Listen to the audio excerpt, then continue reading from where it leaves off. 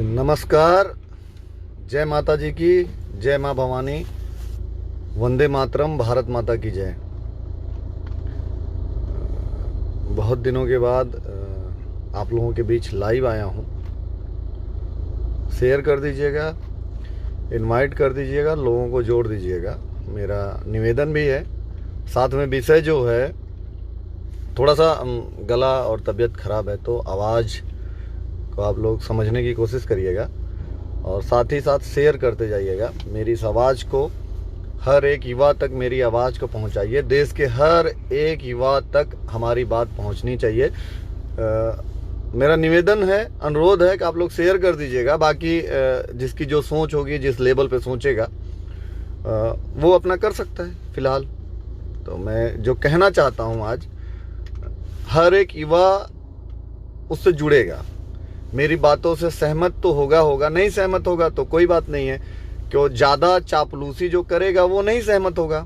Because मैं युवाओं के बारे में आज डिस्कस करना चाहता हूँ। जैसे कि आप लोगों को पता है कि देश की हर एक राजनीतिक पार्टियां, चाहे वो बड़ी राजनीतिक पार्टियां हों, चाहे वो राजनीतिक क्षेत्रीय छोटे छोटे दल हों, जो दल के दलदल हैं, उन दलदलों में आज देश और प्रदेश का युवा धंसता जा रहा है। उसको यही नहीं पता है कि उसके भविष्य के बुनियादी ढांचे को रेगिस्तान और मरुस्थल में, दलदलीय जमीन पे यहाँ के नेता बना रहे हैं। शेयर करते जाइएगा और जितने लोग हैं उसे खुल के आप लोग मेरी बातों पे आप लोग अपने कमेंट को रखिएगा कि मैं गलत कह रहा हूँ या सही कह रहा हूँ। आप लोग शेयर करते जाइएगा, जुड़ जाइएगा ज़्यादा से ज़्यादा संख्या में। मतलब निकले आज की बात का, कम से कम आप लोगों को समझ में तो आए मेरी बात। मैंने जो लिखा है कि कोई भी नेता, कोई भी राजनीतिक पार्टी युवाओं को सपोर्ट करने में प्राथमिकता नहीं दे रही है, केवल और केवल उनको इस्तेमाल करने में प्राथमिकता दे रही हैं। जैसा कि आप सभी लोगों को पता होगा, सबका दुख तकलीफ यही है।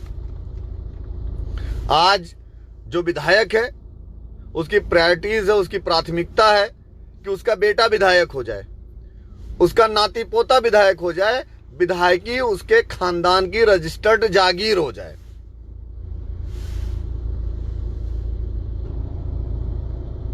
जो सांसद है उसकी भी यही सोच है, जो मंत्री है उसकी भी यही सोच है, जो मुख्यमंत्री है उसकी भी यही सोच है। मुझे जहां तक लगता है कि युवाओं को सोचने का समय आ गया है। अगर आज नहीं सोचोगे, अब नहीं सोचोगे, तो सोचोगे कब? मैं किसी राजनीतिक पार्टी की बहुत तारीफ नहीं करता हूं, बहुत बुराई भी नहीं करता, क्योंकि अपन से कुछ लेना देना ही नहीं किसी राजनीतिक पार्टी से, किसी राजनीतिक दल से कुछ लेना देना ही नहीं है। और राजनीति में बहुत इंटरेस्ट भी नहीं रखता हूं। बहुत लोग कहते हैं कि वीरू सिंह को राजनीति करनी है, तो मैं एक बात कह दूं कि राजनीति धरती पे कोई ऐसा नहीं है जो नहीं करता है। मेरी बातों से आप लोग डिसएग्री नहीं होंगे। कोई घर में राजनीति करता है, कोई अपने चट्टी चौराहे पर राजनीति करता है, कोई गांव में राजनीति करता है, कोई कहीं ना कहीं अपने वजूद को लेकर राजनीति करता है। हर कोई राजनीति करना चाहता है।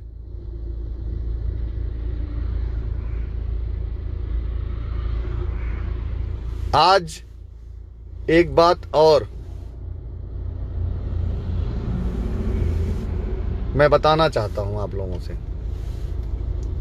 जैसा कि आप लोगों को पता है कि युवाओं का सुनने वाला कोई नहीं है, कोई भी नहीं है, कोई युवाओं की बात नहीं करता है। और खास करके उत्तर प्रदेश में युवा जो है वो सूली पे टंगा हुआ है। वो धारदार हथियार उसके गले पे रख दिया गया है। मैं पूछना चाहता हूं सभी उत्तर प्रदेश या देश के सभी युवाओं से, क्या आप लोग किसी नेता के पीछे ही रहोगे? किसी राजनीतिक पार्टी के पीछे अपना पूरा करियर खत्म कर दोगे? सवाल तो बनता है ना। मैं आज लाइव बस इसीलिए आया हूं कि मैं रोड पे जा रहा था। जैसा कि आप लोगों को पता है कि गाड़ी में हूं मैं। जितने पोस्टर्स मैं रोड के दोनों तरफ पेड़ पे या खंभे पे या स्ट्रीट लाइट पे लगे हुए देखा, उसमें बड़े बड़े नेताओं की फोटोज ऊपर ऊपर ऊपर ऊपर, बड़े बड़े नेता, नाम बड़े बड़े। जो अपना पैसा खर्च करता है युवा, अपने पॉकेट मनी से बचा के पोस्टर लगाता है, वो बेचारा नीचे से एक छोटे से लाइन में, छोटे से फोटो में अपना करियर खत्म कर रहा है। देन मेरे को ये लगा कि मैं आज इस विषय पे आप लोगों के बीच लाइव आऊं। मैंने गाड़ी खड़ी करवाई, सडनली मैं आप लोगों के बीच लाइव हूं और बताने के लिए लाइव हूं कि आप अगर अपने वजूद पे जिंदा रहेंगे, ये नेता आपके पैर पे अपनी नाक रगड़ेंगे। नहीं रगड़ेंगे तो आप कहिएगा, बस अपने वजूद पे रहिए। अपने वजूद पे रहेंगे तो इनके पिछवाड़े में दम नहीं है कि आपके बिना इनका राजनीतिक करियर बन पाए। लेकिन जब आप अपने वजूद पे रहेंगे तब ना, अपने वजूद पे नहीं रहेंगे तो ये तो है ही है आपको टहलाने के लिए।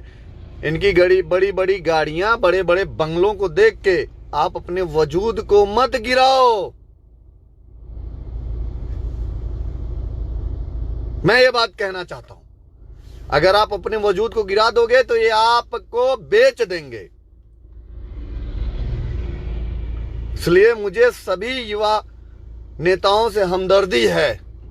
सभी युवाओं से मैं इंपैक्ट करता हूं, सभी युवाओं से मैं जुड़ा हूं।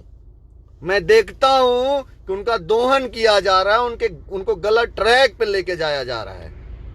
अरे राजनीति करनी है तो अपने बदौलत करो, किसी को अपना आइडल मान के राजनीति मत करो। किसी नेता के पीछे घूम के अपने करियर को बर्बाद मत करो। तुमको ये लोग इस्तेमाल करेंगे, फिर गटर में, कचड़े में फेंक देंगे। मेरे भाइयों, समय आ गया है समझने का, समय आ गया है हर एक इंसान को पहचानने का। पहचानो मेरे भाई। आप युवा हो, आप लोग को इस हालत में देख के मुझे कष्ट होता है कि मैं आप ही के तरीके से मैं भी युवा हूं। मुझे तकलीफ होती है आप लोगों को देख के, मुझे दर्द होता है आप लोगों को ऐसे हालत में देख के कि हमारे देश के युवा गलत ट्रैक पे हैं, गलत लोगों के संगत में हैं। क्यों ना तकलीफ हो। जब मुझे इतनी तकलीफ हो रही तो आपके घर वालों के, आपको, आपके माँ, आपके पिता, आपके भाई, आपके बहनों को भी तकलीफ होगा कि मेरा बेटा, मेरा भाई कहीं ना कहीं गलत ट्रैक पे चल रहा है। कौन है आज के टाइम में? अपने घर का फूंक के आप लोग इन नेताओं को हीरो बना रहे हो, जो केवल और केवल पहले अपने परिवार को प्राथमिकता देते हैं। इनको पहले अपने परिवार की प्राथमिकता है, बाद में बहुत पीछे आपका नंबर आएगा। आप लाइन में सबसे पीछे खड़े हो इनके नजर में, और आप इनको अपना आइडल, अपना आदर्श, अपना हीरो कैसे मान सकते हो? जो आपको इस्तेमाल कर रहे हैं, केवल यूटिलाइज कर रहे हैं। मेरे भाई, मैं युवाओं से निवेदन करना चाहता हूं कि समझो इनको। नहीं समझोगे तो आपके वजूद को ये लोग बेच देंगे, आपके सिस्टम को बेच देंगे, आपको खत्म कर देंगे। और मुझे तरस आती है उन युवाओं पे, उन युवा नेताओं पे। भाई, मेरे सफेद कुर्ता पैजामा और एक गाड़ी ले लेने से, 4 ठो लड़के गाड़ी में बिठा लेने से नेता नहीं हो जाओगे। इसलिए कह रहा हूं कि तुमको शायद पता ही नहीं है कि नेता की परिभाषा क्या होती है। नेता को सरवाइव करना पड़ता है। एक नेता बनने के लिए बहुत कुछ त्यागना पड़ता है। आलीशान हवेलियों से निकलकर रोड पे आना पड़ता है, संघर्ष करना पड़ता है लोगों को। और तुम जैसे युवा जो युवाओं को बगला रहे हो, उनको गलत ट्रैक पे लेके जा रहे हो, मैं आप लोगों से भी निवेदन करना चाहता हूं कि गलत तरीके से युवाओं को आप लोग प्रमोट मत करो। आपके घर में आता होगा ब्लैक मनी ज्यादा पैसा उड़ उड़ के कहीं से पैसा आता होगा, कहीं ना कहीं से आता होगा, मुझे नहीं पता कैसे, लेकिन आप समाज के युवाओं को, देश के युवाओं को, प्रदेश के युवाओं को गलत ट्रैक पे मत लेके जाओ। उनको अगर अच्छा नहीं बना सकते हो तो बुरा बनाने का भी अधिकार आपको नहीं होना चाहिए। मेरे लाइव को आप लोग शेयर कर दीजिएगा। आप लोगों को लगेगा कि आज वीरू सिंह किस मुद्दे पे चर्चा कर रहा है, लेकिन यही मुद्दा सबसे गंभीर मुद्दा है आज के टाइम में हिंदुस्तान में। सबसे गंभीर मुद्दा है। युवा भटक चुका है, और जिस देश का युवा भटक जाता है उस देश का विकास, उस देश का रास्ता, उस देश के आने वाली पीढ़ियां भटक जाती हैं। आज हम जात के नाम पे, धर्म के नाम पे, संस्कृति के नाम पे, बोल भाषा के नाम पे लड़ रहे हैं। ये युवाओं का देश नहीं है, ये हिंदुस्तान का देश नहीं है। हिंदुस्तान सभी धर्म, सभी सभ्यता, सभी परंपराओं का निर्वहन करने वाला, सबको साथ लेके चलने वाला देश है। आज हम इन टुच्चे पार्टियों के नेताओं के चक्कर में जाति, धर्म, के राजनीति में अपने सबसे करीबियों को दूर करते जा रहे हैं। क्यों दूर करते जा रहे हैं, इस पे आपको मंथन करना पड़ेगा। जातीय पार्टियां जो हैं, जो जात के नाम पे पार्टियां बनी हैं, उनका काम ही होता है जातियों को अलग करके हिंदुस्तान के मजबूत पिलर को तोड़ना। मैं पूछना चाहता हूं कि हमें धर्म की राजनीति, हमें जात की राजनीति हमारे घर वालों ने नहीं सिखाया है। इन राजनीतिक पार्टियों ने हमें जात, धर्म, मजहब की राजनीति करना सिखाया, एक दूसरे से अलग किया, हमारे भाइयों को अलग किया। जो अपने निवाले को हमारे कहते ना कि मुंह में डाल के खिला देते थे, उन भाइयों को हमसे दूर करवा रही है ये राजनीतिक पार्टियां। मैं पूछना चाहता हूं कि क्या यही हिंदुस्तान है? हम जातीय राजनीति के करने वाले पार्टियों को अपना आइडल तो नहीं मान सकते हैं, अपना नेता तो नहीं मान सकते हैं ना। क्यों माने? इतने गिरे हुए लोगों को हम अपना आइडल तो नहीं मान सकते। हिंदुस्तान में सभी धर्मों की इज्जत है, सभी जातियों की इज्जत है। हमें जात धर्म में बांटने वाले लोग बड़ी बड़ी हवेलियों, बड़ी बड़ी गाड़ियों में चलते हैं और किसी भी जात धर्म में शादियां कर लेते हैं। उनको कोई रोकने टोकने वाला नहीं है। लेकिन अगर तुम कर लोगे तो तुम्हारे घर में पंचायत करके तुम्हें गांव से, समाज से बाहर करा देते हैं। यही नेता हैं। क्या ये आपके आदर्श हो सकते हैं? क्या है आपके ये आइडल हैं? मैं पूछना चाहता हूं, क्या आप लोग ऐसे लोगों को अपना आदर्श मानते हो? मुझे कोई बताए ना, कौन नेता है जो जातीय राजनीति करता है, अपने बहू बेटियों के ऊपर वही फॉलो करता है, अपने घर के ऊपर फॉलो करता है। वही है, वो करे तो रासलीला, दूसरा करे तो कैरेक्टर ढीला। पूछना चाहता हूं मैं कि ऐसे लोग तो हमारे समाज के आइडल नहीं हो सकते। ऐसी राजनीतिक पार्टियों का बहिष्कार होना चाहिए जो हिंदुस्तान में जातीय, धर्मी, मजहबी राजनीति को प्राथमिकता दे। मैं ऐसी पार्टियों के बारे में बहुत गलत सोच रखता हूं।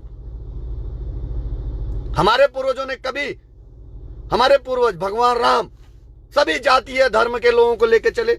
हम महाराणा प्रताप को मानने वाले लोग हैं, हम पृथ्वीराज चौहान के मानने वाले लोग हैं, हम बप्पा रावल को मानने वाले लोग हैं, हम गंगा जमुना तहजीब के मानने वाले लोग हैं, हम क्षत्रिय हैं, 36 कौम की बात करते हैं, सभी जात धर्म और सभी मजहबी परंपराओं को मानने वाले लोग हैं।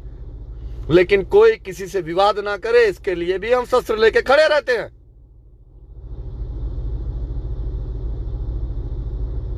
मुझे पूछते हुए भी कोई गुरेज नहीं हो रहा है किसी से कि कोई भी नेताओं से जाके पूछे उनके घर में किस जात की बहुएं आई हैं या किस जात का उनका दामाद है।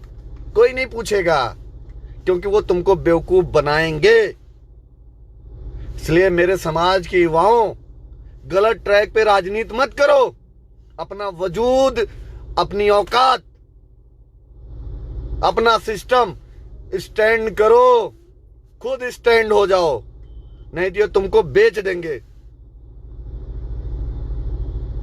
मैं पूछना चाहता हूं, आज समाज में लोग जात के अलावा किस पे राजनीति कर रहे हैं, धर्म के अलावा किस पे राजनीति कर रहे हैं? क्या आज का युवा इनको आइडल मानता है? अगर मानता है तो आप डूब रहे हो, फिर आपको बचाने वाला कोई नहीं है। अपने औकात, अपने स्टैंडर्ड, अपने सिस्टम को फॉलो करो, हिंदुस्तान की परंपरा को फॉलो करो। ये देश रहेगा तो आप रहोगे। ये देश को तोड़ने वालों से दूर रहो, समाज को बेचने वालों से दूर रहो, नहीं तो ये हिंदुस्तान की अस्मिता को, हिंदुस्तान की परंपरा को, हिंदुस्तान के संस्कृति को बीच चौराहे पे बेच देंगे। क्योंकि ये हिंदुस्तान के धर्म को, हिंदुस्तान के समाज को, हिंदुस्तान के आने वाली पीढ़ियों को बेचने का ठेका लेके बैठी है ये राजनीतिक पार्टियां। मेरे समाज का जो सबसे निम्न तबका का इंसान है वो मेरा भाई है, वो चाहे किसी जाति का क्यों ना हो। मैं भगवान राम को अपना आइडल मानता हूं। मेरे लिए जात से बहुत बड़ी चीज है इंसानियत, और इंसानियत हिंदुस्तान की रीढ़ है। मैं पूछना चाहता हूं, हिंदुस्तान की इंसानियत बचानी है कि हिंदुस्तान में जात के लोगों को प्रमोट करना है? सर्वजन हिताय सर्वजन सुखाय, ये हमारे पूर्वजों ने किया। हम उन्हीं रास्तों पे चलने वाले लोग हैं। मैं आज युवाओं से कहना चाहता हूं, सर्वजन हिताय सर्वजन सुखाय नहीं करोगे तो समाज, देश, हिंदुस्तान खत्म हो जाएगा। और मेरा खास आज की युवाओं से है कि खुद नेता बनो, खुद अभिनेता बनो, खुद की पिक्चर रिलीज करो, उसमें हीरो विलन सब कुछ बनो, लेकिन किसी नेता के पिछवाड़े या पीछे घूमने की आवश्यकता नहीं है मेरे भाइयों। धन्यवाद। जय माता जी की, जय मां भवानी, वंदे मातरम, भारत माता की जय।